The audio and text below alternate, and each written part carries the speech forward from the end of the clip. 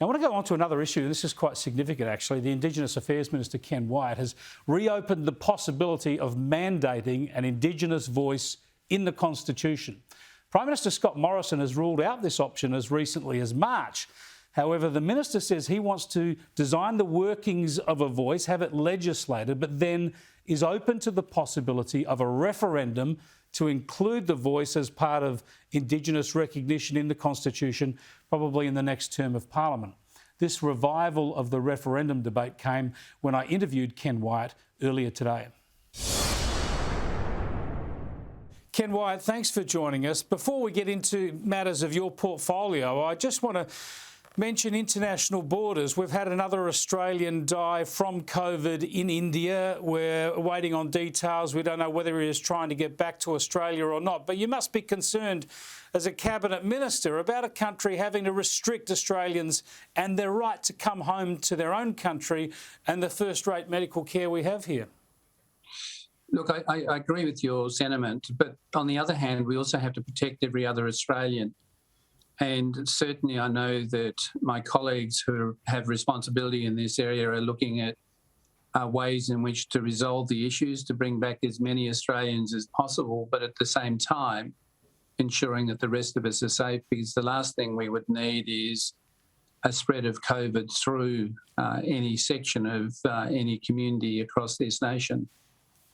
Now, to get on to Indigenous affairs, I noticed that last week you said that you were optimistic about reconciliation and the willingness of Australians to embrace Indigenous reconciliation. What does that mean? What, in practice, do we see? What is the outcome of reconciliation?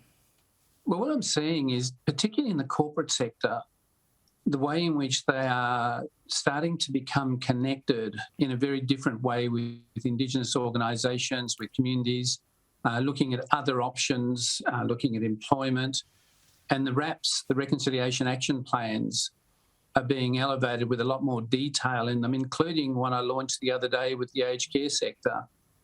There is a underlying belief that there is a need to now all step up and create pathways of opportunity for Indigenous Australians.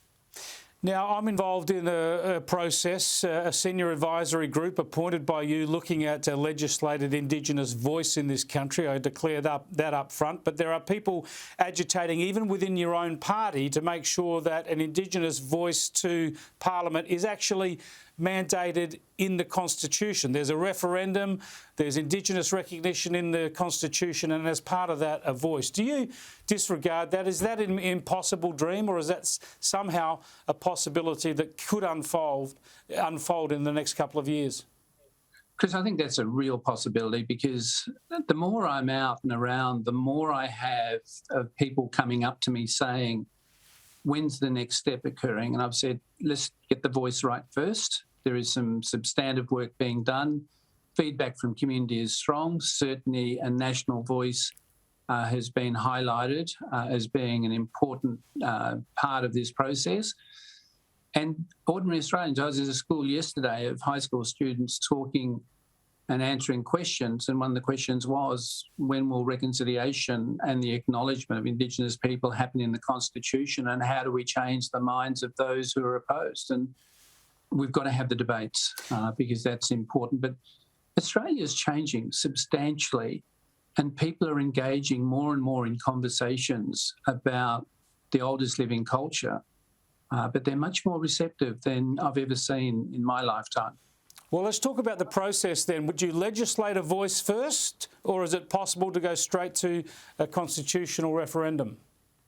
I think we have to weigh up both, but my preference would be to legislate because the educative process for winning over the majority of states and the majority of Australians in a referendum vote is absolutely critical, and that will require easing concerns and taking people through what it means and how it'll make a difference in the long term. It was like the apology.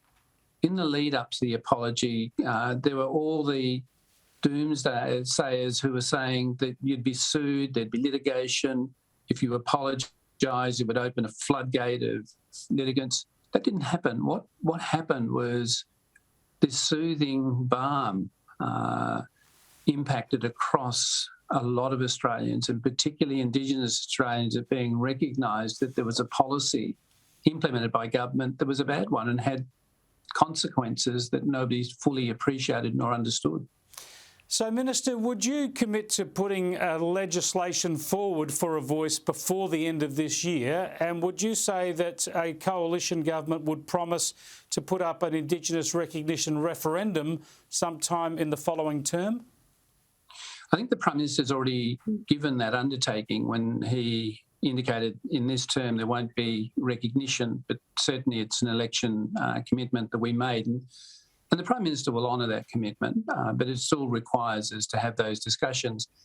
The legislative body, I'm awaiting the report to see what's come out of the report and the views of Indigenous and non-Indigenous Australians on the ground, and then I will have that discussion with the Prime Minister and my Cabinet colleagues and the party, and we'll make a decision based on what we believe is the best way and the most effective way forward in consolidating a voice within structures that will enable communities to have a say in determining their futures instead of having things done to them all the time.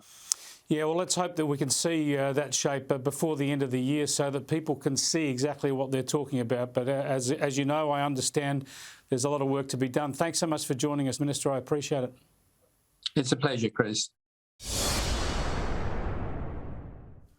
Now, fascinating development, that one. I know there are divided views in the community. You'll hear a lot of people on the left going with sloganeering on this stuff. They think it's all sort of sing-along and symbolism. You get a lot of people on the right and on this station saying it can never happen. It's a third chamber, which is wrong. I believe it's a reform that can happen and that can win the support of the Australian public at a referendum. So we'll keep probing away and talking to people from all perspectives on that issue and see where we end up over the next year or two.